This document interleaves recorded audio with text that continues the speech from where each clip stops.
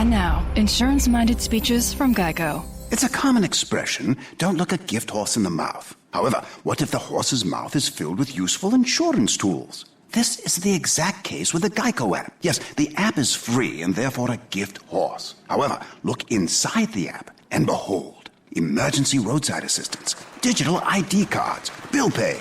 Get the Geico app. Look it in the mouth. Get amazing services. Thank you. Ladies and gentlemen, today's opponents on Man vs. Train. At the crossing, we have Rick, a 175-pound frustrated man who's running late for work. And on the tracks, we have Bull, a million-pound freight train that takes a mile to stop. Let's see who comes out on top.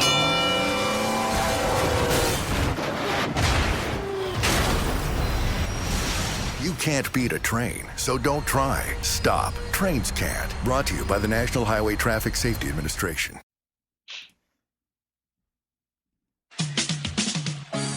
We are the New York Knicks. I'm back in the New York groove. Well, it's the Knicks. New York. We are the New York Knicks. New York. For this new season we're about to enter, the Knicks taking no shorts, it's like winter. New York, New York.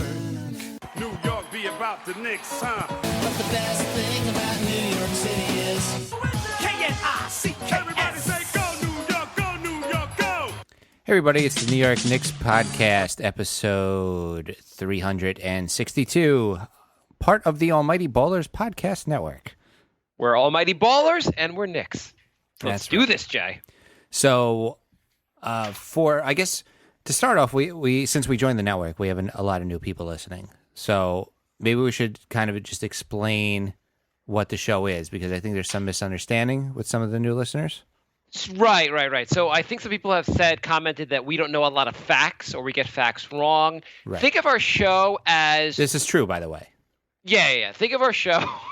the only fact we get right is that we get a lot wrong. Yeah. Our goal of the show is to kind of be your buddies at the bar, just talking about the Knicks, but also kind of your a-hole friends that don't know what the hell they're talking about, sounding off about stuff, more passion than actual facts. If that's your kind of podcast, then we're your kind of show. We're your show. Right. We're not going to be the number crunching astute show. This is more like by fans for fans. As far as advanced stats, I think Jay and I can both agree that we've never been advanced at anything. So, Anyway, let's talk about Knicks. All right. We're as advanced as the Knicks are at running an organization. Anyway, so since our last show, there've been a bunch of games and a bunch of news. There was what games were played? The Knicks, they beat the Pacers, they beat the Magic, lost to the Celtics, and they're currently playing the Hawks. And Melo, a couple minutes ago, just got ejected from the game for throwing a punch, kind of, with his arm at Cephalosha, which is Melo's second time being ejected from a game this season. That's a lot of times to be ejected from a game in a season. Especially when the season's only a third over. Yeah, I'm not going to spend too much time ripping on it. It was a questionable thing. I remember the first time he got ejected. I think it was at the Celtics, right? Mm-hmm. And that was and I could get that wrong because I got a lot wrong. And I remember that one being very questionable. This one, again, questionable, but you gotta control your emotions. Winning the game is much more revenge than whatever the guy. I think Cephalosha said something to him, and whatever he said to him, not as important as actually winning the game. And that's the best way to show him who's whatever. Show him who's man enough or whatever you want to show him. Not the greatest example of leadership. Anyway, you know who thinks Melo's a poor leader? Everyone on his team. I was going to say George Karl. Oh, okay. So the two news things before we get into the games are George Karl and Phil Jackson. Thinking of George first, George came out with a book.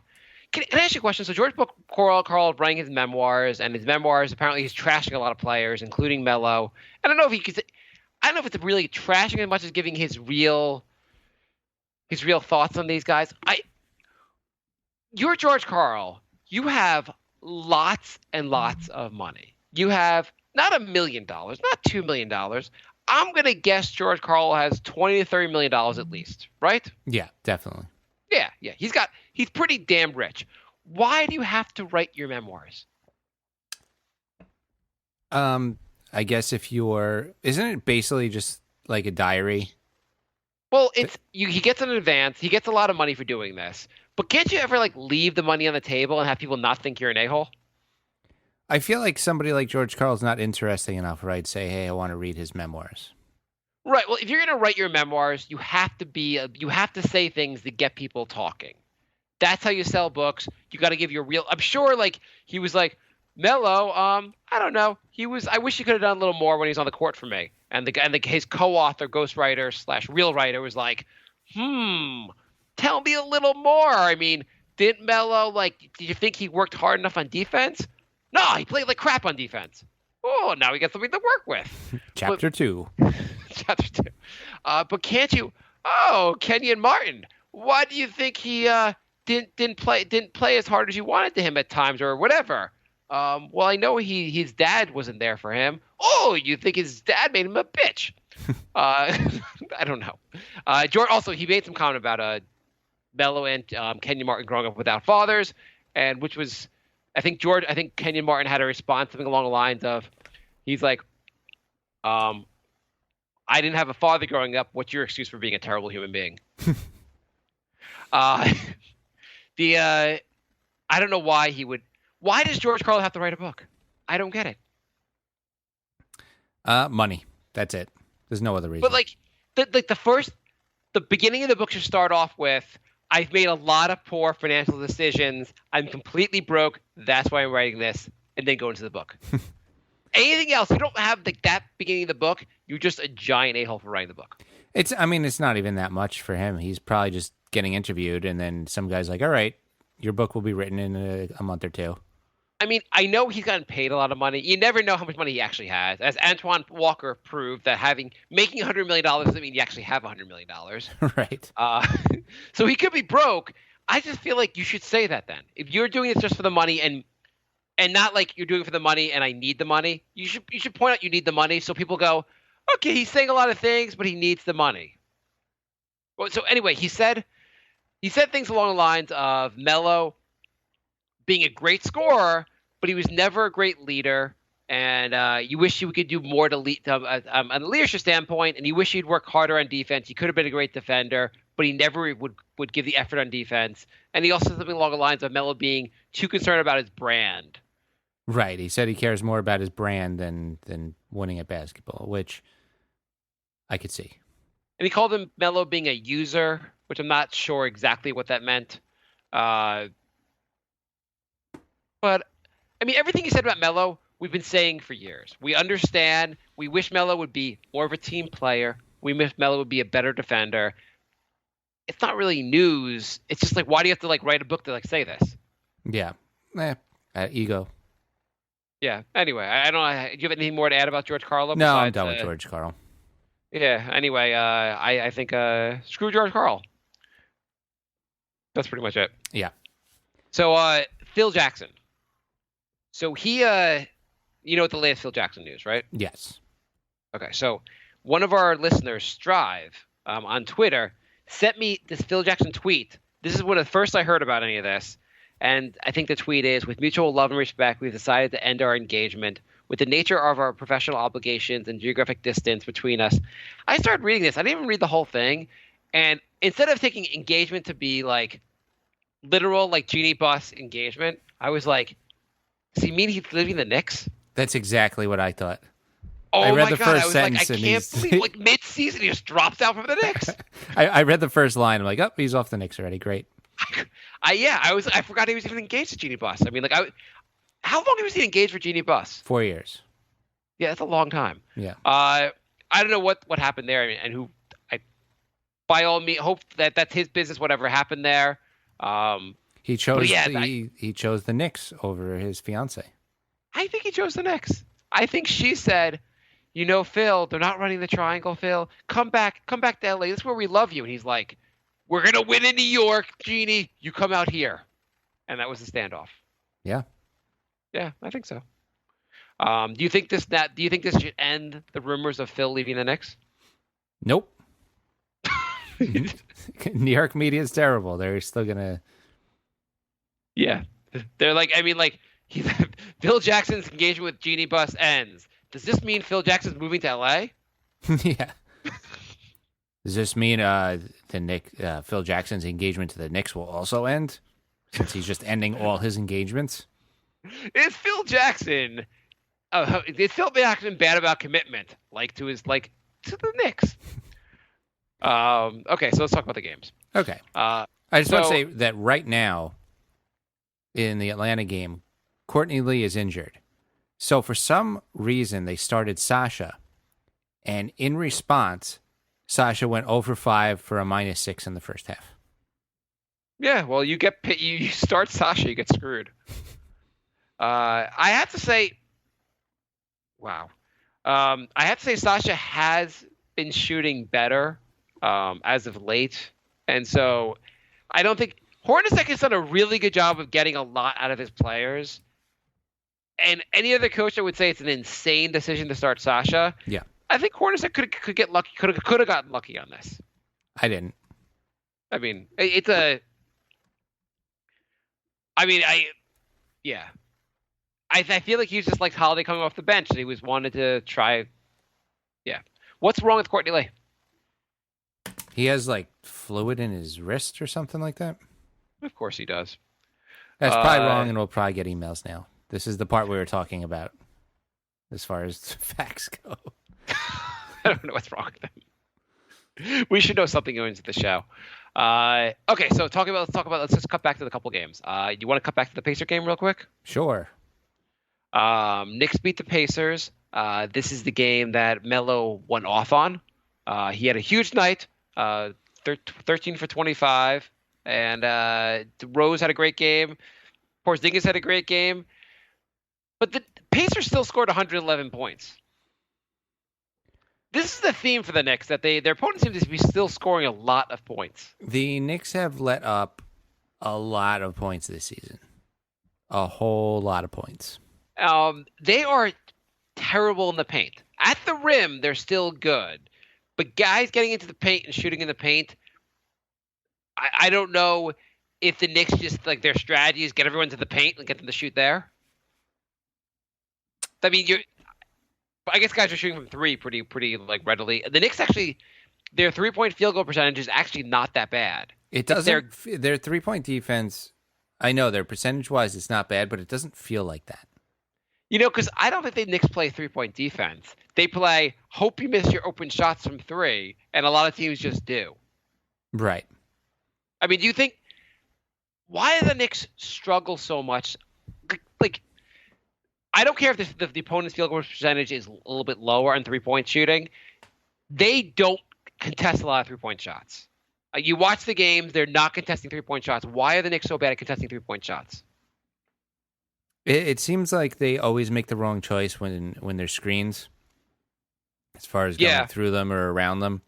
And also, they're a little bit slow when the ball is moving around. It seems like they're say they double team somebody down low, the next guy doesn't shift over to cover the 3-point line. Well, I've also noticed the general theme. Yeah, they definitely don't do that. They're bad about covering for each other. A general theme also is if your guy is beyond the paint, at the 3-point line, you as a defender think I could lay way off him and help someone else out, and then your guy ends up being open. Maybe they think they're faster than they are.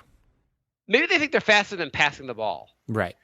The thing is also, it doesn't take it's not that everyone does it every play, but one defender does that, and then the other team just finds that guy open because everyone else has to that guy gets the ball, so you have to collapse on him, so he passes the other guy that gets open, and they get an open three always. Yeah.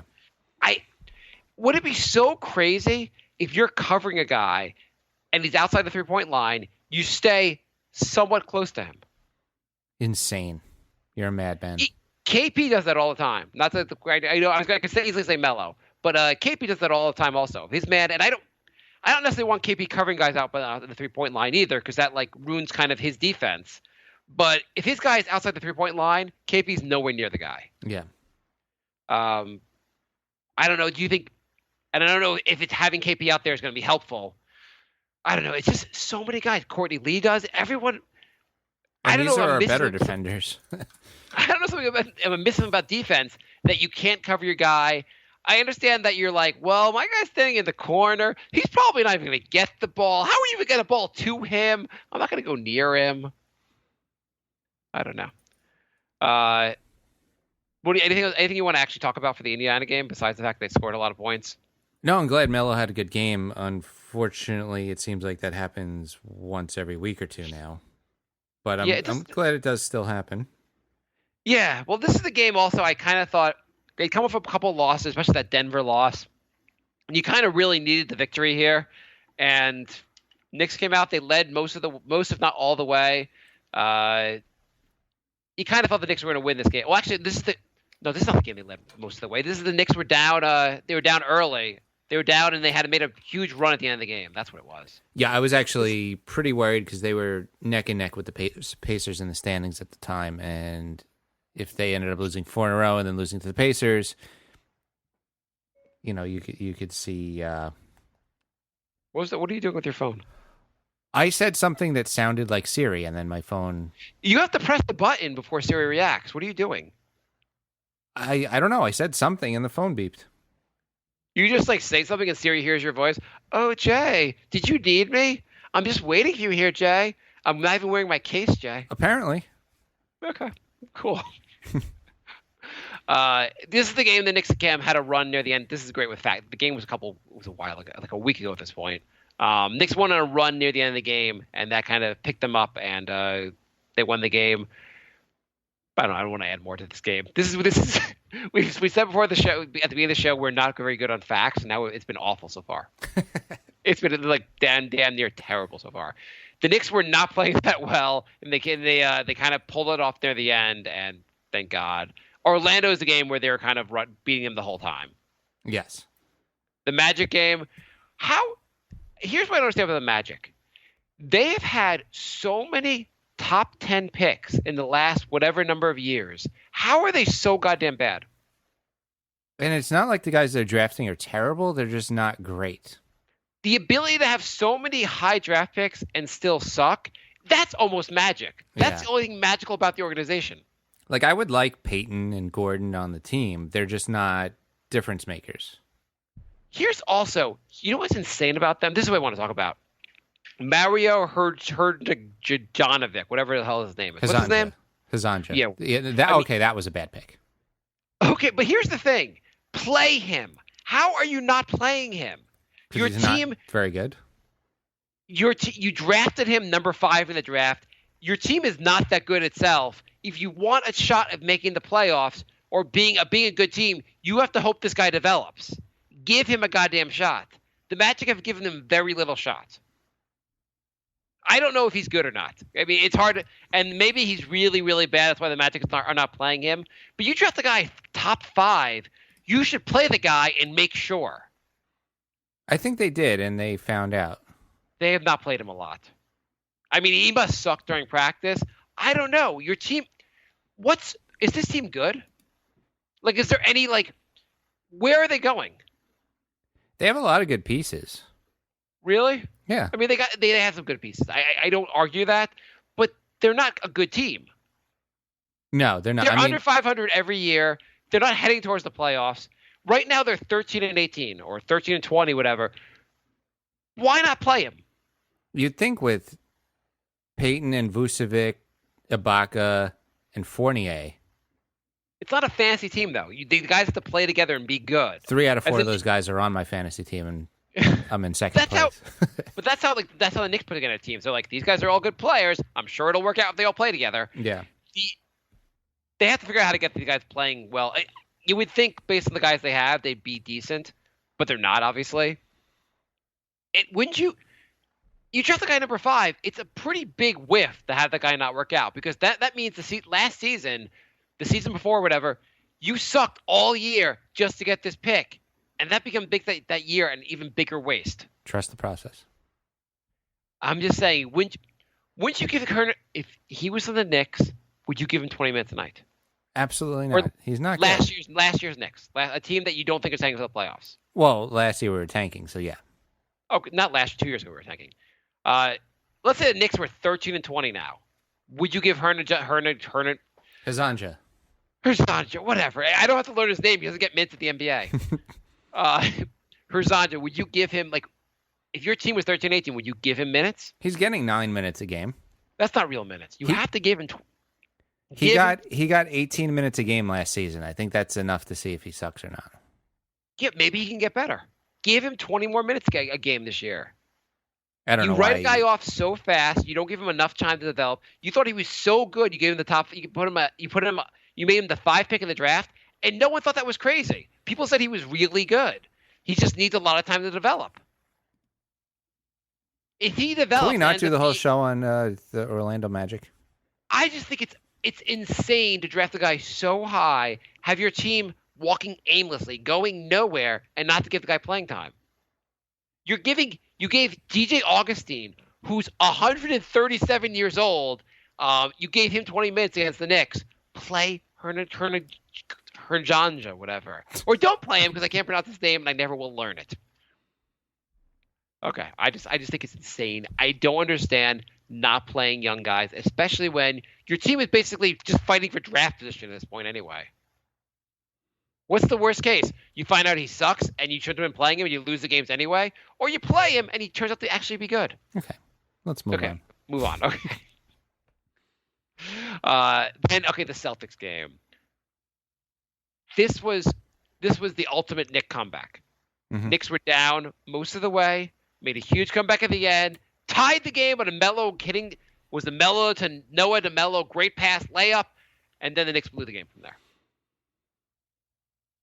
Yeah, we've seen a lot of that over the last few years, and this was not much different. I mean, the Knicks actually, I remember they were winning after the first quarter, and then they kind of second, third quarter, kind of like not playing that well. Why can't the Knicks just come out strong? Here's a game. One thing I like about this game is Hornacek was asked afterwards, is anything positive coming from this game? And he said, no, we lost. That's a pot. Like I don't want to hear moral victories or I like the fight. Our teams fight.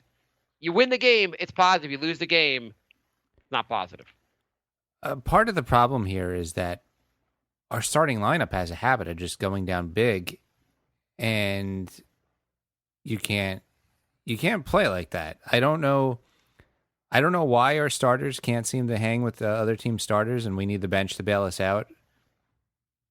By the way, Porzingis, he got fouled. Almost had a great play. I love watching Porzingis drive to the basket. It's so much fun. It is. I mean, when the season started, if I said a lot of the time we're going to need Justin Holiday to get us back in this game. Holiday looks pretty good. I have to say, I'm no longer first of all, Grant's not really playing in Chicago anyway. But I have to say, Holiday looks like a guy that's a solid piece. So I'm glad we got him. Oh yeah, he's one of my favorite guys on the team right now. He's a hustler. He can rebound really well. He adds a lot. He's a good team player. Mm-hmm. Solid defense. He's the kind of guy you want on this team. Well, here's the thing with the team. They seem to be able to beat the bad teams and kind of hang with most of the good teams outside of like Golden State and Cleveland level. Mm-hmm. But most of the other good teams, like a Celtics are a better team than the Knicks. They can hang with them. They can't just beat the good teams yet, but they seem to be beating the bad teams. Is that a good place to be? It's like, should we be satisfied with the team this year? Is their step forward is they generally beat the bad teams and can hang with the better teams? It's a good step forward from where we've been. Yeah. But we did kind of go all in on this team. So we did. Not the grit. Can we get past the all in now? I mean, we did go all in, but can we move past that? We have a bunch of outside of the Noah signing, nothing else is so all in. I mean, nothing. How so? How so? The Derrick Rose, it's a gamble. The Derrick Rose and Jennings ones were gambles. You said we kind of went all in on that though. But you could say with Rose that it's not really all in. It's I'm hoping that this guy ends up getting to somewhat near where he was before. Like before he was a 10, if he can get to a 7 and play for us for the next 4 or 5 years, then we're gonna have that will be really helpful because he's 27 years old. I can catch him. I can still catch a pretty darn good point guard. Mm-hmm. That's not really going all in on this season. Well, like Rose, if Rose is generally injury free going forward, yeah, and puts up pretty reasonable stats, and then you signed him in the offseason for a not godforsaken contract, it wouldn't be insane. You have a point guard for the next few years. The Noah one makes no sense, obviously. Right. The no one's going to be a problem. But we're not going to spend every episode talking about that, but it is. Well, hang on. So we spent last episode bashing Noah. Yeah. Has Noah been better since? Yeah. He's been a little bit better this week. He's been better. Not $18 million a season better, but he's been better. Yeah. Anyway, her big problem seems to be against the Celtics, we gave 119 points. Our big problem is defense. It is glaring. Screw the triangle. Screw anything on offense. I know in the Celtics game, the Knicks didn't pass the ball a lot. They got 11 assists. The big issue here is the Knicks aren't playing stellar defense and how to get their defense better. And it may just be, do you think the issue with the defense is something that's just going to take, like, is this team, it's just something that's going to take the entire year before our defense gets to, like, anything close to mediocre? Does this just mean that Rambis is the worst at everything? Well, can you kill Rambis for the fact that the defense, like, these guys don't, is it Rambis' fault necessarily? Probably. Like, they weren't playing defense before he started being a defensive coach. But have they gotten any better since he became the defensive coach? I mean, I feel like they're missing fundamental things. It's not like they're there where they're supposed to be and they're just a step slow because they're not athletic enough or, you know, winded or whatever. They're just not playing fundamental defense. Well, I think Noah and Rose have commented the Knicks defense. They need, like, they both have commented coming from a Thibodeau type system that a Thibodeau system that defense, the Knicks defense needs to get better. And I think they've commented the Knicks haven't worked enough on defense, enough on what they need to be working more on defense. Basically, they need a more defensive centric team. Yeah, I guess that last part I've kind of added, but they have made comments that basically the team is not doing enough. They're not practicing defense enough. Speaking of Thibodeau and defense, you were pushing pretty hard for Thibs before the season started. It was as if I was trying to, like, release Thibodeau from my womb. That's how hard I was pushing. Yes.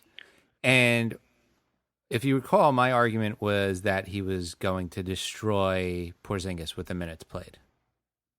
By the way, just a total thing, craziness as far as minutes. Yeah. The other day, I don't know, for shits and giggles, I was looking up Allen Iverson. I was actually watching some of his highlights on YouTube, but I was looking up his minutes played. You know, Iverson played like 42 minutes a game, like, every season. Wow. That dude, like, you look at his minutes played, he barely ever got injured. He played crazy minutes every season. Yeah, you know what? There was, like, nobody else on that team. He had to. Oh, no, I understand. There's always... Is that... What happened? Is that you or me? I didn't hear a thing. Oh, God. One of those like those commercials they play automatically, it just, like, randomly came on, and I didn't know if that was you or me. And that was really loud. Anyway. Whatever. Anyway, I was just saying Iverson played crazy minutes, which was kind of surprising. Yeah, those teams, they had no one. You're right. And they still managed to, like, make the finals against the Lakers that one year. Yeah. So I was a little worried about what Thibs would do to our players. So I found it interesting when I was looking at minutes per game, and Zach LaVine leads the league in minutes per game. I know. Was it 3 of, like, their 5 starters are, like, in the top 10 in minutes played? Yeah.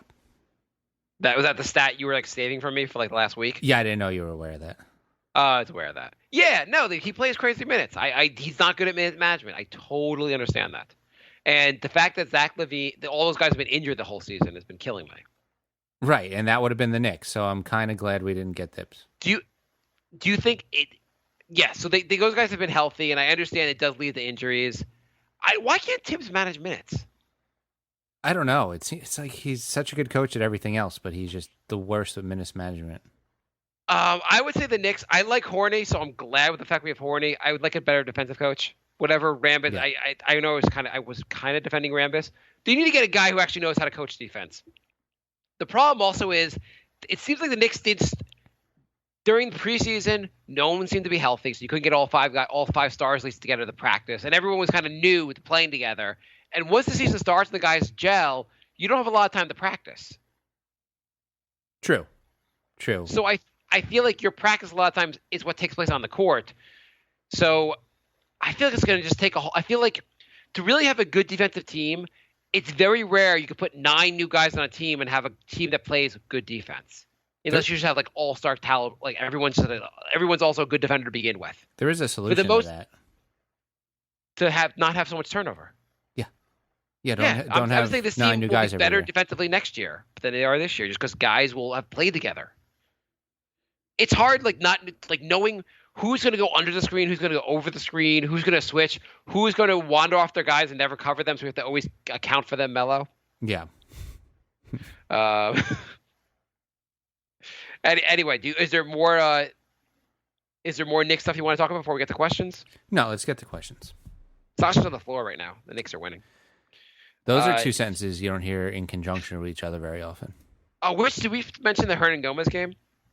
He had a big game this week, right? He did. He had a very big game, yeah. Yeah. So here's not necessarily a stat, but an interesting fact.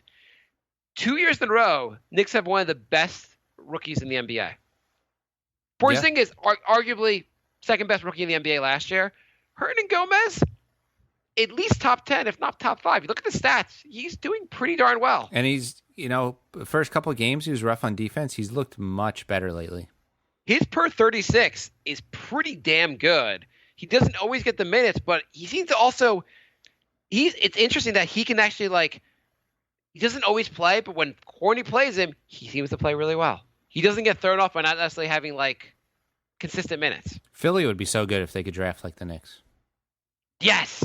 If they could trust the process using the Knicks drafting ability.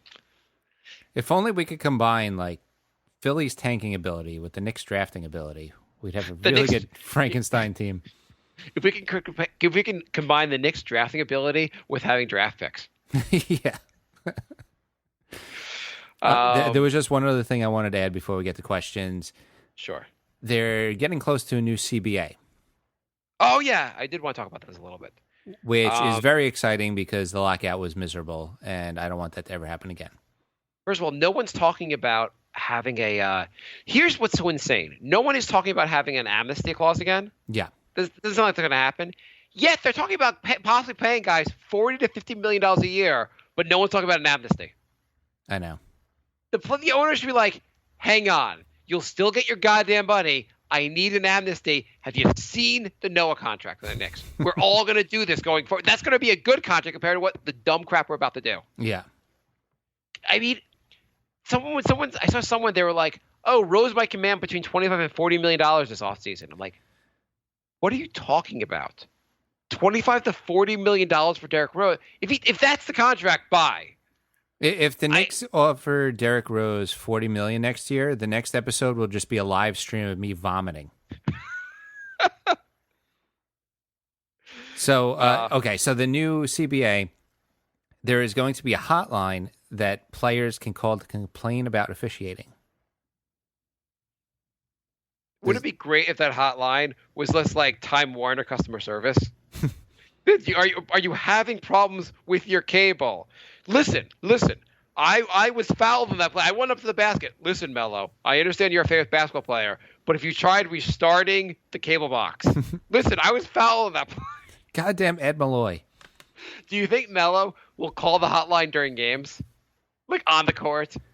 Yeah, probably. He'll probably just storm straight into the locker room. And maybe he'll pull a cell phone out of his sock. He'd be like, listen, is it possible I can wear a Bluetooth headset during the games and have that not fall off so I can be on the phone with the call line at all times? What's the point of calling this hotline? Just to air out your grievances? Yeah, therapeutic. It's like the NBA suggestion box. Yeah. So here's a question for you. So I know you don't like baseball, but in baseball, you have umpires who call balls and strikes, right? Yep. You understand baseball generally. Yeah. And so they've come up with a way to have a computer, and I'm not going to get too much of the details, who can call balls and strikes. And a lot of times they'll compare the umpire's calls with the computer calls because the computer should be 100% accurate, right? Yeah. And so there's been some talk of why not replace the umpires with this computer that call balls and strikes that way, because the umpires sometimes they'll call a ball outside, call a strike. They're not as accurate as the computer. Why not just have 100% accuracy by having the computer? And baseball purists say they don't want to do it. They don't want to do that, right? Mm-hmm. So whatever basketball, I'm sure at some point they'll have technology where the technology can call a foul. And the foul will be accurate versus inaccurate. You can have the computer will be able to maybe not necessarily call a touch foul, not fall for flailing, however you want to programming it. Would you be comfortable having a computer program call fouls over having referees? Yeah. Not even a question? No, because that would probably do away with star calls. I feel like in baseball, I find generally there's some umpires that call an inside strike or outside. They'll call things, but they'll call it for everyone. It's usually pretty consistent. There isn't really star calls in baseball. Mm-hmm. Basketball, I find sometimes the foul calls are so insane. Sometimes? That always, yeah. I would just love, and there are certain fouls that are always called, even called consistently, I'd like removed from the NBA. Mm-hmm. Forgetting and flailing. Anytime a guy goes in the air and you purposely jump into him and then shoot, that should not be a foul. Right. Just because you got a guy in the air, do you like that call when a guy goes in the air and they do the Chauncey Billups jump into him? No, that's terrible. It just ruins the game. Oh, I tricked you into jumping. I get to jump into you and pretend I was going to shoot that way. Yeah, I always jump forward when I shoot a shot. I feel like any kind of play where you're trying to draw a foul should not be a foul. Right.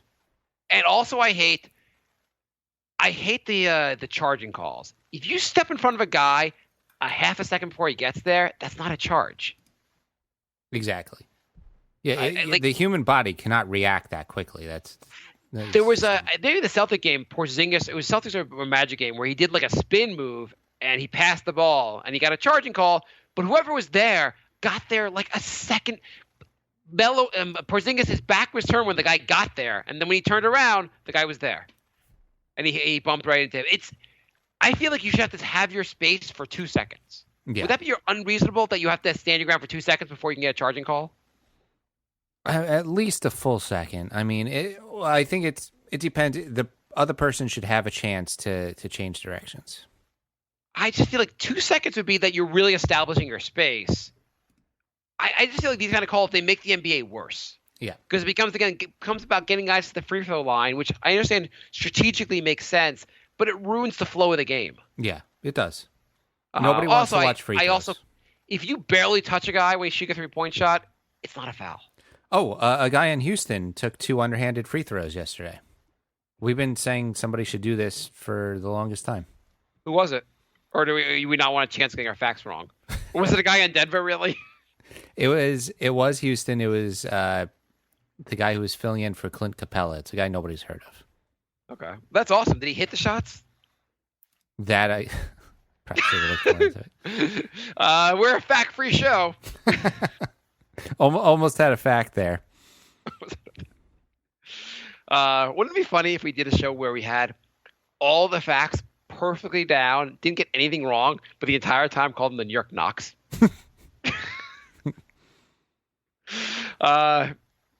Okay, let's go to the questions. All right. Let's see. By the way, Hernan Gomez just came in for Sasha, which is an interesting substitution. I don't know. Nothing it's just weird when a guy is 6 foot and a guy who's 7 foot comes in for a guy who's 6 foot. I know Hernan Gomez is 6'11", but yeah. Anyway, that's interesting. Anyway, I'm sure it proves the. By the way, Lance Thomas. Why is he awful? I told you that last year. Nobody believed me. I noticed the other night, I think it was the Orlando game. I forget which game. It was the Orlando or the Pacer game where he didn't play. Knicks look so much better without not having to bother using him. Anuaku. That's the guy who did the underhanded free throws. I'm glad I didn't have to pronounce that. Okay, so emails. First email is from Chuck. Chuck, go for it, Chuck. I hear the police in the background. They finally coming to get you? Yep. nyknickspodcast@gmail.com is our emails. Let's see. He writes, I'm not oh, this was actually, never mind. If anyone's in our audience is a police officer in New York, can you bust down Jay's door while he's recording the podcast and just like bust him for like illegal podcast or something like that? Just see how Jay shit his pants. That'd be wonderful. We actually responded to Chuck already. Lorenzo writes, last week you were talking about three-headed centers, and you said the Bulls did the same with Wennington, Purdue, and you trailed off. You couldn't name the third one. Way to tick off your Australian listeners, Luke Longley. Luke Longley. He was pretty good. That Marc and Jay statue we were building here may now be delayed. Sorry, Australia. When are we gonna do our GoFundMe page for our trip to Australia? Or is that for the Brink show? Well, this weekend we'll set something up. Okay. Lorenzo writes, congrats on the big jump to the Almighty Baller thing. It's almightyballer.com. What if your popularity blows up to the point that you are voted into the celebrity game? Do you accept? What if Mark gets accepted, but Jay doesn't? Will Mark boycott it? Ooh. I think I don't boycott it. I think I'm cool with that. You think you won't boycott it? Is that what you said? Should I boycott it? I don't care what I don't get voted into. No. What did he say? He said if you got voted into the game, but I did not, would you boycott it? Oh, no. Why would I boycott it? Because you're not there? Yeah, because I wasn't invited. We're a team. Oh. We're a team the way like Melo and thinks his teammates. I'm sure Melo would go without you. No, I would boycott anything. If we get drafted to the big leagues, like ESPN calls and they won't take Jay, then I'm not going to ESPN. And I can say that. I can say it with confidence because I know we're never going to get that call. Spiros writes, What would you do, Jay? What would you do? Let's say you actually got a call. ESPN calls, and they're like, we want to make you we're going to give you like, obviously you're not going to get you're going to get like ESPN Radio New York, the ESPN New York Radio. We'll give you like the 2 a.m. to 5 a.m. shift, which is not like obviously a tough shift, but it's a break, and we'll pay you $100,000 a year, but you can't go with Mark. Would you do it? I would say, Mark, we're recording on Sunday, and it's going to be our last episode. And your co-host is Drake. Oh, God, no.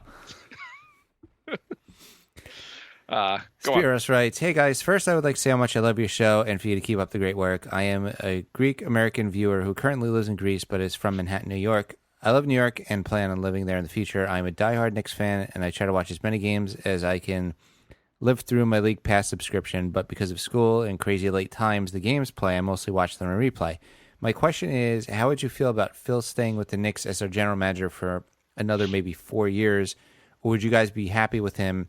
If not, who would you like us to get? Please no Isaiah Thomas again. Oh, that was ugly. Oh, and by the way, Dolan needs to leave the Knicks ASAP. I would get that guy, what's his name, who is now currently the GM of the Raptors. The guy who screwed us twice already? Yeah, he knows what he's doing. Yeah. What's his name? Masai? Whatever. Ujiri? Whatever his name is. Yeah, I would totally get him. So the first part of the question, would you be unhappy with Phil being here for another 4 years? I can't answer that until I see one more off season. I mean, I really have a bad taste in my mouth over Noah, but I want to see if he like has a plan beyond this. The problem is you're also getting rid of him. The thing is, it's clear from the start Phil was it wasn't like he was like a veteran GM. He really was made some rookie mistakes, and he's getting better over time. I don't know. I wouldn't be unhappy with him. I feel like he's going to keep getting better. The Noah contract really irks me. But the team's getting better finally. Yeah. I mean, I don't hate him, but like I said, he's made some questionable moves, and I'd like to see another offseason first. Generally, he hasn't done that great in most of the trades he's made, but he has with the Rose one being the Rose one's probably the best trade he's made, right? Really? What's better? I don't know. I'm trying to if that's his best trade, that's not great. I mean, I'm not saying it's the most amazing trade. I'm just saying that's his best trade. I mean, I guess you could say. Yeah, I guess so. I mean, it's better than the Chandler trade. Chandler trade was garbage. The J.R. Smith trade was garbage. Mm-hmm. I don't know, the trade he's gonna when he packages the first round pick with Noah to get rid of him, it's gonna be garbage. Yeah, I guess the Rose trade was his best trade. I mean, he hasn't made that many trades. There was who's the point guard? The Spanish point guard? The old guy who didn't shoot. Calderon? He went to the Rockets. Yeah, Pablo. We traded him for a second round draft pick, I think. Yeah, that barely counts as a trade. Yeah, that barely counts. The Rose is the best trade. As far as draft picks, there's a Cleanthony early one, which kind of seems like a bust. I mean, obviously not seems like it's a bust, but it was a second round pick anyway. Mm-hmm. Can you really call a second round draft pick a bust? Well, you can call one a success because the Hernan Gomez one seems like a pretty good second round. Yeah, but I mean, pick. you kind of expect second rounders to not pan out. Yes, that's true. You're right. You're not expecting them to the second rounders are really like a total shot in the dark. So this one seems like it's been he's got of his second round draft picks, he's had 3, right? Mm-hmm. There's been there was the French dude who's like a late pick. Where they made a ball. I forget if they actually drafted him or they bought him afterwards. Labieri, who's probably never going to be in the NBA. Right. There's Hernan Gomez. There's Cleanthony Early. Is there anyone else? See, this is the facts thing again. Whatever. So let's assume there's no one else. Hernan Gomez, that he looks like he's a pretty good player and will be a very good player for a while. So he's nailed the second round. Getting 1 for 3 or whatever. That's pretty good for the second round, yeah. And first round picks, obviously KP seems like he nailed KP. And as far as the other one was being Hardaway, right? Yeah. And he traded Hardaway in some way for Grant, and then they traded him for Justin Holiday. And if you end up with Justin Holiday I'd rather him than Hardaway and Grant. So not that bad. So he's built some bet. Anyway, long of the short is I'm not unhappy if he's here for another 4 years. I assume he'll be getting better over time. And as far as signings, there's the Noah signing, which doesn't seem so good. At the same time, the Kuzminskis seems like a decent signing. Kyle Quinn suddenly looks like a pretty decent signing also, or Cock. Yeah. Nick writes, okay, guys, we have a pick at the end of the season, and we have an okay team, but seriously, we will need a point guard, and while I don't mind re-signing Rose for $10 million max for 2 years, but there's no way you're getting him back for $10 million max. It's going to be 15 to 20, I think. Yeah, absolutely. But we need to get a great draft pick to replace him, and to get a great draft pick, we need a tank, or bare minimum, we need the 7th or 8th seed. If not, we'll have to trade some people. I say Lance and Cock for a first. I'm watching the game on my phone while we're doing this, and Cock just took a shot from 3. How did they let him shoot from 3 points? He's I think 0 for 7 on the season from 3-point land, or 0 for 6. He should never shoot a 3-point shot. Why does he think he can do that? Last season, he was hitting a bunch. Was he? Yeah. Okay. Well, I didn't. To me, he seems like he's good from mid-range, but he does not shoot 3-point shots. And I'm going to look this up while you're talking, because I'm sure Kyle Quinn has never even shot one last year, and you're a liar. Can you get Lance Thomas and Kyle Quinn for a first-round pick? Maybe. Maybe, but Lance is worth almost nothing right now. Well, I guess is Kyle Quinn, has he elevated himself to being worth a 28th pick in the draft? Yeah. He's getting there. Stuart writes, enough with the cock puns, please. His name is Kyle Quinn. I mean, I like a decent gag, but this is all very immature. We all need to suck it up. This guy's shown a lot of spunk lately and deserves loads more respect than this. I mean, if you pull out a few good ones here and there, but we need to take a hard line on spurting out any more of this stuff. Thank you, Stu. That was good. So last year, he's 0 for 7 now in the year this year. Last year, he was 5 for 22. So he had a couple, That's a pretty awful percentage, though. It's 22%. The year before, he was 12 for 43, 27%. Then 0 for 3 and 0 for 1 the years before. Okay, so Never he's back. shoot a Okay. Never mind. never shoot a 3-point shot again. That's way worse than I thought. Never mind. No, he's not a good 3-point shooter. You probably watched the one game where he hit a 3-point shot. He was like, "Oh, this guy should shoot it all the time." If you just expand from this, he probably hits them every time, 100% of the time. Lorenzo writes, "Hey guys, random NBA question. When MJ won his titles, especially the first 3, the East was tougher conference, which gives some legitimacy to those titles. Considering the East is weak as piss now, do you reckon that will work against LeBron in terms of legacy?" So, no. Here's why. He's been doing it for so long, going to the finals, that I think in that it's been an easy path most of the time. I think it's the big difference here, I think, is because the finals have been so hard every year that he gets a pass because he's winning some finals. I don't think he gets a pass because he's winning the finals. I would say he gets a pass because even if the East is bad, making it like 7 years in a row is still a huge accomplishment. Well, no, that's still a huge accomplishment. But I also Michael Jordan had probably some teams he played in the finals that weren't as good. Every time LeBron goes to the finals, he's playing a really good team. I don't know. That should be dictated by the fact you're in the finals. But he's had some. He doesn't have an easy path when he gets to the finals.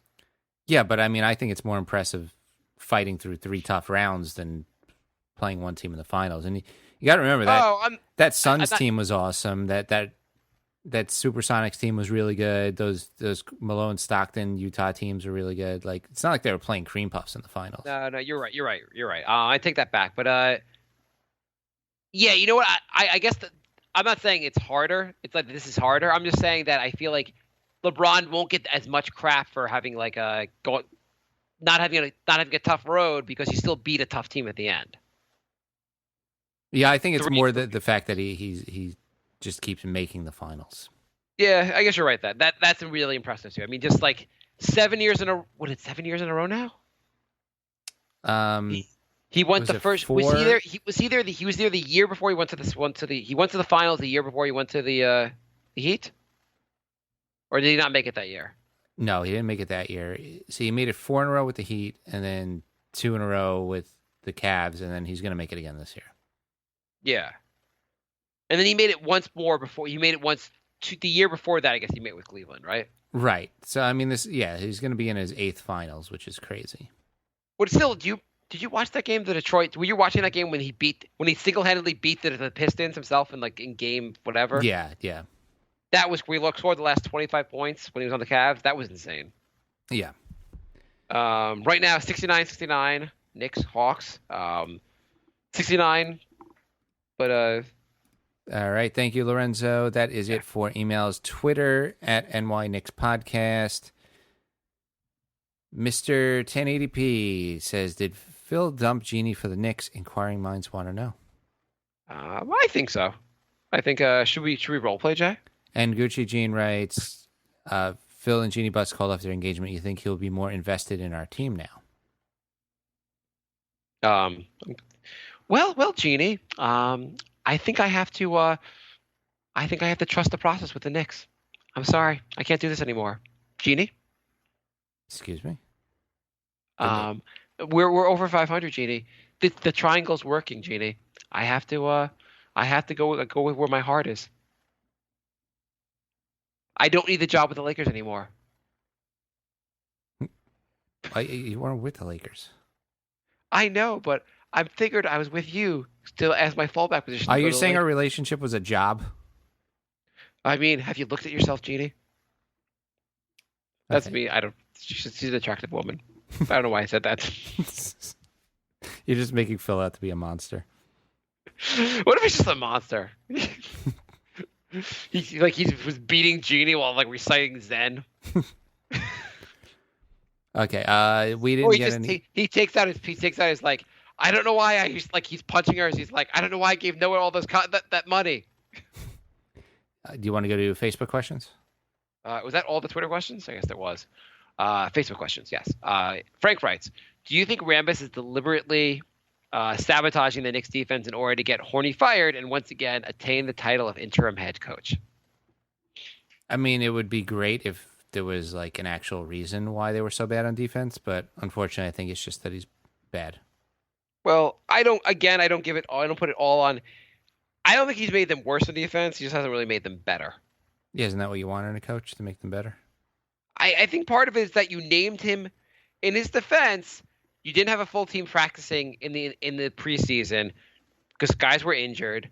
The 9 guys had to like first play together for the first time when the season started, and there hasn't been a lot of time to practice. And because of your team president, there's been like a crazy amount of practice time devoted to the triangle and defending the triangle, which no one else runs. So now that you're kind of being a little more, I think they had that talk with Phil where they probably said, Phil, you got to back off about the triangle, and we need to run more triangle on when we practice to make us a better team, a better defensive team. And Phil said, okay, but that was already the season already started, and you didn't have that much time to practice from there. All right, we all have our theories. Yeah, whatever. We have all of our theories. Either way, this team. I feel like also defense comes from gelling as a team. Mm-hmm. And the team needs more time to gel. I'm going to keep saying that. Frank writes, Melo just got ejected for the second time this season. Thoughts? He's not setting a good example with a bunch of young guys on the team. You know what? Knicks are winning without Melo. So Daniel writes, did Phil opt out? Gillum writes, what kind of player do you think the Knicks hope Endor can eventually become? Example comparison. Kenneth Faried. So why have the Knicks guy who's not good and benched? Why has he not been cut for? My brain's not working. But the guy in the D League we have, what's his name? Something. Jay. Yeah. No. Are you really? You can't remember either? No. It's I swear, like I don't know. Like I spent the entire day with my kids running around. I can't remember anything anymore. But we've had so many moments for new listeners. We once a show have a moment where we can't remember obvious things. All mixed. God damn it! What's his name? Can you talk while I look this up? Yeah. So, yeah, there is no reason that he should be on the team. Randall. I had a cha in my head. There's no reason he should be on the team instead of Randall. We have plenty of good forwards, and we started Sasha tonight. I also just don't. Yeah, exactly. Randall's also been playing well in the D League recently, but I don't see Endor as being a viable NBA player. No, I don't see what he does. Look like he's there. He doesn't look good enough on. He looks like he has like athletically. He's a very athletic guy. Looks like long arms. There's some potential there, but he should be playing in the D League also every game. Like he should be getting his. He doesn't look good enough on defense. He's not a lockdown defender, and his offense is pretty bad. I don't see the point in having him wear a suit when he could be playing 30 minutes a game in the D League. What's the point of suiting it? Nobody should be suiting up. Like anybody who's in a suit who's not legitimately injured should just be playing in the D League. I don't know the D League rules exactly, but like I don't understand why like maybe there's a certain number of times you can send a guy to the D League. The Knicks, the new CBA has to develop the D League a little more. I know you're developing the development league, but like it's really bad how little like has gone into like developing players in the NBA. So here's a problem. Randall can get signed by anybody. So they were talking about in the CBA expanding the rosters to like 17 or 18, which would make it a lot easier to store a guy in the D League, guys in the D League. Yeah. Which would be a lot better for the NBA. How mad are you going to be if we keep Endor and don't sign Randall and some other team does? I'll be annoyed. I don't necessarily think Randall's going to be all that amazing, but he could be a solid guy on the bench. But I just don't see what Endor does for us. Nothing. Like when are you putting like? I think someone said, "Well, he's Melo's third backup. He's the third like small forward, so that's why you need to keep him." But he's not even suited up, so you don't need to keep him. The Knicks, if Melo is not playing, who plays for him? Holiday will play before him.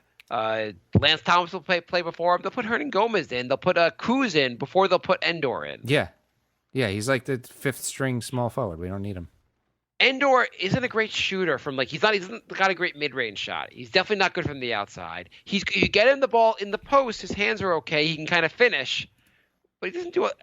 The Knicks need more from you need more from that position. That's why he hasn't been able to part of it's getting the opportunity in the NBA, but he's just not a guy I can see really ever being that good in the NBA. Even in the D League, I don't see him being that good. Right. Anyway, whatever. But he should be playing it. You're right. He should be playing every game in the D League. It's absurd not to be playing in the D League every night. Yeah. Oh, it's. Oh, by the way, where are they now? Mm-hmm. You want to do a where's they now? A quick where are they now? Yeah, where are they now? Ron or Aaron or whatever you want to call him, Aaron Aflalo, refusing to play for the Sacramento Kings. Just because he doesn't like it there? Pretty much. They're giving him. So we basically, I think they. What was that? He declined to enter the Rockets game recently, just because he's. Wow. He's back on the bench, basically. He doesn't want to be a bench player, and he's not getting a lot of minutes. So he's pissed off. So he's basically about to be unemployed. He's got 2 year, $25 million, so he's not exactly the unemployed. He's not the unemployed people that Donald Trump was talking to during the campaign. Or maybe he was the ones they're talking to. I don't know. Yeah. Anyway, so I'm not missing Aflalo. No, definitely not. Okay, so Gillum writes, do you think Melo's problems with his shoulder against the Warriors was real as he struggled the games before, but he was outstanding the 2 games after Denver and Pacers? And it seemed to be a pretty big coincidence that he had an owie right before a game where they would probably get embarrassed. Yeah, but don't you think he's had shoulder injuries the last couple of years? He has. And he needs rest. Part of his issues is that he doesn't get enough rest. It's hard to tell with him. I feel like he's a guy that probably needs every 2 weeks needs a game off. He probably Because he can physically play those games, but if you give him the extra rest, you'll get better Melo. Yeah, he was 4 for 15 the game before that game, so it's not like he had a really hot game and then didn't play. It's got to hurt you. Your shoulder, he's had shoulder issues for years. Oh man. Are you just watching the game now? Yeah. KP went for a block. They should not have called it a foul. But what's the name? The point guard? I can't remember anyone's name these days. On the Hawks. Went right into the padding. Schroeder? Schroeder went head first. That was a pretty bad. So he's on the fast break. KP goes to the block. Gets all ball. It's insane they just call it a foul. Insane. All ball. But Schroeder goes head first into the padding and looks. So Schroeder's just gonna stick with that dyed portion of his hair, huh? He's just gonna go with that? Yeah. Apparently he wasn't angry at the guy that did that. Apparently that was on purpose. I'd be livid if the guy did it. Right. It's almost well, how long was the bet that you lost? Exactly. What the hell? That's worse. That is worse than Derek Williams' shitty haircut. Yeah, the only thing worse was when Drew Gooden had that patch of hair in the back of his head. That was pretty bad, too. I'd say this is one of the worst. The overall hair looks fine. That ridiculous gold patch just looks... Okay. Gillum writes, remember last season we were 22-22. Do you fear another bad second part of the season could happen again? What is different this season? Good question. Gilliam also wrote a post on our website, the NewYorkKnicksPodcast.com, so you could go check that out. By the way, we don't give Gilliam enough props for he always writes very insightful questions, always gives really insightful answers to our questions of the day, and I really appreciate him writing. His post also was really insightful. Good job, Gilliam. I might learn how to pronounce your name one of these days. Yeah, if you join our Facebook group, Mark posts a question of the day every single day. So not always on the weekend, but most days. Okay, close enough to every single day. So are we going to tank in the second half? Are we going to suck in the second half? What's different this year? Different this year is that we actually have a bench. We had absolutely no bench last year. Yeah, that's huge. The bench makes a giant difference. So I don't think I mean, you never know with this team with injuries, but if everyone stays the way they are now, I think we'll be fine. I think also in the second half of the year where we're so reliant. First of all, last year they were good until Melo like slipped on the wet floor, what he slipped on the floor, he like hit it, he ran to the ref. What was it? I think something like both. Something like that. He missed like 5 games. The Knicks like never recovered from that. If Melo misses a couple games, I think because you have KP's better this year and you have Rose. I mean, if 2 guys miss games, that's one thing. But like you have more guys that you can lean on. So I don't think it hurts. I think we can win without Melo in the lineup. So I think that, and if Melo gets tired, we can sit him for a night and still play well. And having the bench makes a huge difference. Yeah, so I think there's a lot. The team is a lot deeper than last year, I'd say. That's the big thing. Yeah. Gillen writes, let's assume 2 things. Noah is impossible to trade. And That's Noah's not a safe impossible to trade, by assumption. the way. Yeah, Noah is not impossible to trade. Yeah. I say we can call up most teams in the NBA and say, we'll give you Noah plus Porzingis, and they'll do the trade with us. Let's assume 2 things. Noah is impossible to trade, and 2, Melo just won't remove his no trade clause. What kind of trades do you explore? Oh, there's really not many other options. I mean, nobody's going to trade a good asset for Rose when his contract's expiring. I would kind of say you sit tight in this team, see how the year ends with like the health of Jennings and Rose, and see who you're going to take in the draft before you do any trades. Yeah, I think the only trades you can make are very minor ones, like seeing if anybody wants to take a chance on Lance, and you get another like guy who isn't playing on the other team, and hope just a change of scenery works out for both teams. Sell high on your cock, like those kind of things. Yeah, change of scenery, guys. I feel like, or like a veteran who's like looking to get to the second round for the first time in his life. Right. I don't know. Aaron Aflalo. I don't see we can get better with bits and pieces, but there's no major moves you're going to make with this team. Right exactly. Now. Of course, though, if you don't re-sign Rose, then you have a lot of cap space.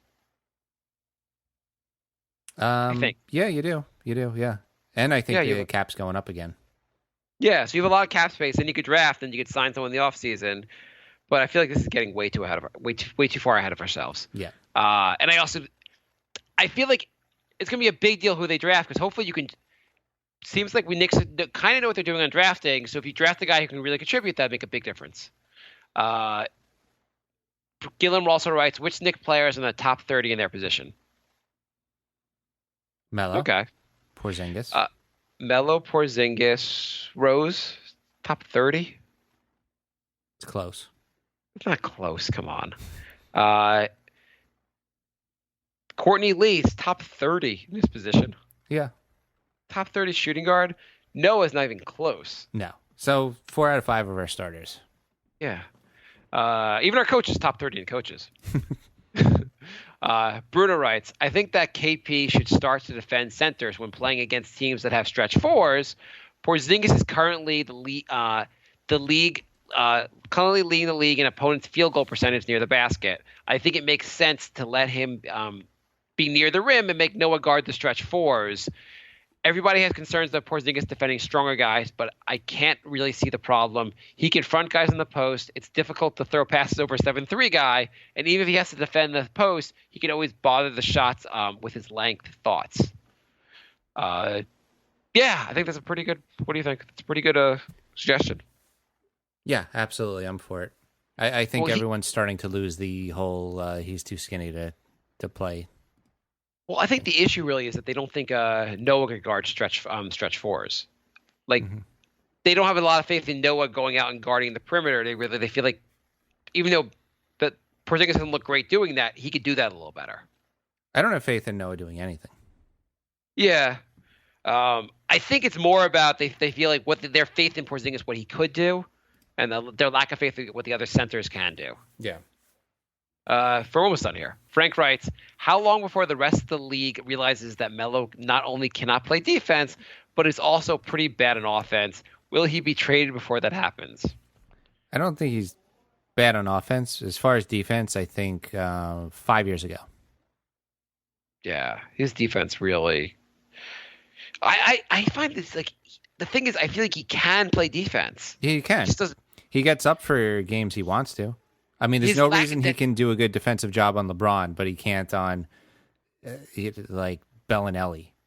Yeah, his lack of dedication in defense. There was the one play. It was early in the season where he was on whoever he was on. He just walked away from the guy, just kind of half raised his arm to kind of point to the guy to have someone else take him. No one else was even looking at the guy, and of course that guy ended up going in for a layup because Melo just walked away from him. Because Melo wanted to like follow the ball. The Knicks are all about following where the ball is and not enough about figuring out where the ball is going to go.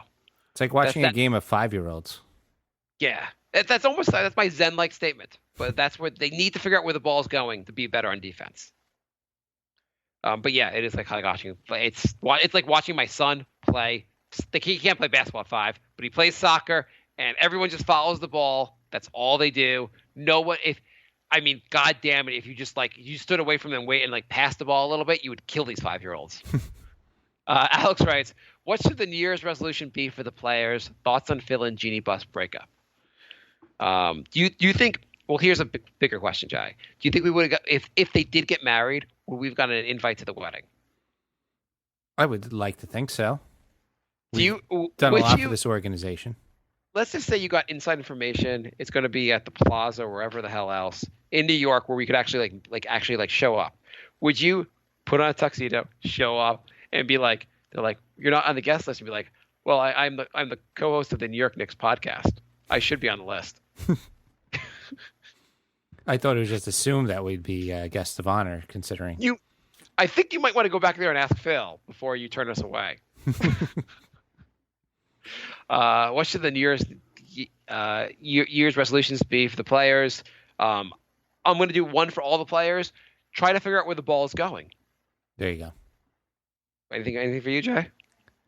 Didn't we do this last episode? Let's see. Evan writes, we might have done this. During most years, I would have killed just to have a Knicks team that could consistently beat the lower echelon teams of the NBA. As long as the Knicks continue to do this and Kristaps gets a taste of the playoffs to help growth, I consider it a successful season. You? If we get stomped in the first round, I'm not happy with this season. I'm going to say reevaluating with the fact that I realize the bench now is young and pretty decent and can develop as well. I still want 45 wins as my floor. We get 45 wins, have a competitive first round series, I'm okay. No, because my thing is we decided to not tank and get a really good draft pick and to just be a first round out because for that doesn't seem worth it to me. Well, I mean, you could say the team is developing and you have to start taking steps forward. And now you have a bunch of young guys. You have Porzingis who's going to get better. Hernan Gomez is going to get better. Kuz is not that young, but he'll get better. If Rose comes back, he's getting better. Or he's going to be healthier and more Rose-like. You have Holiday who's not old. He's youngish. Kyle Quinn's youngish. I'm on team trust the process. Yeah, I'm going to trust the Knick process. Why not? What did you learn today, Jay? I learned we have a voicemail. Wait, one more question. Oh, wait, hang on. No, that's it. We have a voicemail? We do. Oh, why did you wait till the end of the show to play it? By the way, Knicks are 85-85 against Atlanta, 34 seconds to go. While you play the voicemail, I'm going to be concentrating on the Knicks trying to win this game. Now the Knicks have the ball back, 27 seconds to go. We are The Brink of Sanity on Skype if you want to leave us a voicemail, or you can call 631-676-1181. Jay, I'm going to ask you. So Rose has the ball. It's 17 seconds. What's going to happen here? Well, they can't do ice on Melo because he decided to punch Cephalosha in the face. Rose did not hit the shot, and KP almost had a gigantic rebound and lost it out of bounds. It is 7.5 seconds to go. Atlanta gets the ball back. Oh, God. What's going to happen? 85-85. Hornacek he has that look on his face of he just caught you staring at his daughter's breasts. So okay. I'm going to say Cephalosha for 3. Rose took interesting shot. I kind of wish he passed the ball, but he kind of went for a floater that was just a little bit too hard to the basket. It wasn't a terrible shot. Mm-hmm. And it almost looked like KP almost got a gigantic rebound, but then they're the Knicks. So we want to play the voicemail? Sure. Hello, Marc and Jay and listeners. You know who this is? It is Robo J, the real Robo J. I know it has been a while since we spoke, but I need to make something clear to your listeners. I heard Jay did his poor, console-free imitation of me, and I listened to that entire quote-unquote podcast and shook my damn Robo head in disbelief.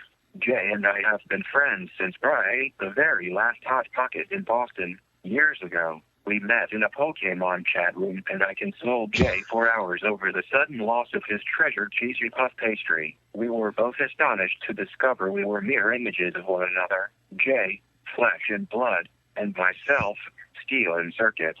We both liked video editing, the Knicks, Pokemon, Asian women, Dandy Warhols, fantastic movies. Have you seen Eternal Sunshine? It is the best. And so on. Jay still spends more time in the Pokemon chat room than any other human or robot. In that way, we have stayed in touch over the years, even though he never invited me to a Knicks game and failed to name me his running mate. You're welcome, America. And I even stayed a faithful listener of the podcast. Until I heard the mockery of myself featured so prominently. Jay's impression of me was unbearable, slow, nonsensical, taking minutes to string together 3 words. My dear pals, Robo Marc and Robo Bry have mocked me relentlessly and refused to include me in their newer binary jokes.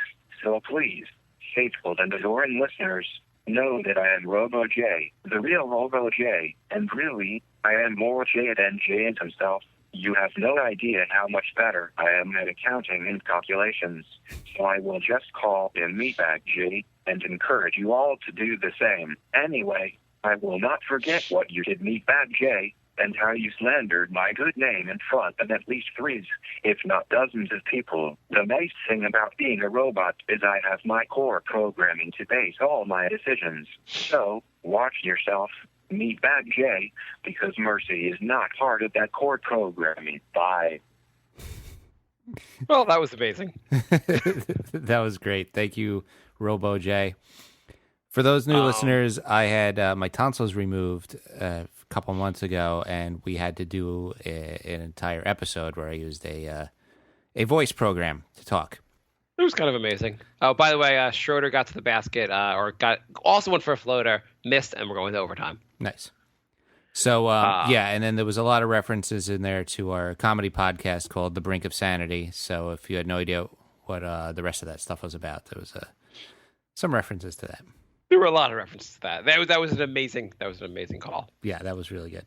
I think that's all we have. What did you learn today, Jay? Besides that, we have amazing listeners. I think we learned that we are capable of having I thought this was a pretty positive podcast. Yeah, no, everything's based on how well the Knicks play that week. The Knicks, we are, more than anyone, we overreact. So if the Knicks lose 2 or 3 games that week, we're going to act like the end of the world. Knicks win 2 or 3 games that week, we're going to be a lot happier. Yeah, we were pretty calm today. Yeah. And if the Knicks could beat the Hawks tonight, I'll be even happier. Yeah, anytime Dwight Howard loses, I'm happy. I feel like the Knicks are better than the Hawks these days. I think I think they're a team the Knicks should be able to beat. A tough matchup, but they should be able to beat. And that'll make me happy. And with our 28th ranked defense, we are still playing above our heads here. So 25th or 26th, wherever we are. Don't correct me because I know I'm always wrong. Go on. All right. So yeah, that is our show for today. Thank you for listening, everybody. We will be back maybe this weekend. So thanks for listening. Check out the rest of the podcasts at almightyballer.com. There's 7 or 8 other really good podcasts right now. Are there 7 or 8 only other good ones? What about the other ones, Jay? I mean, for team podcasts. There's going to be one for each team, but there isn't right now. Okay, there are a lot of good podcasts out there. Whatever one Jay was just not including there, he's kind of a jerk. All right, we'll be back soon. Goodbye, everybody. Bye,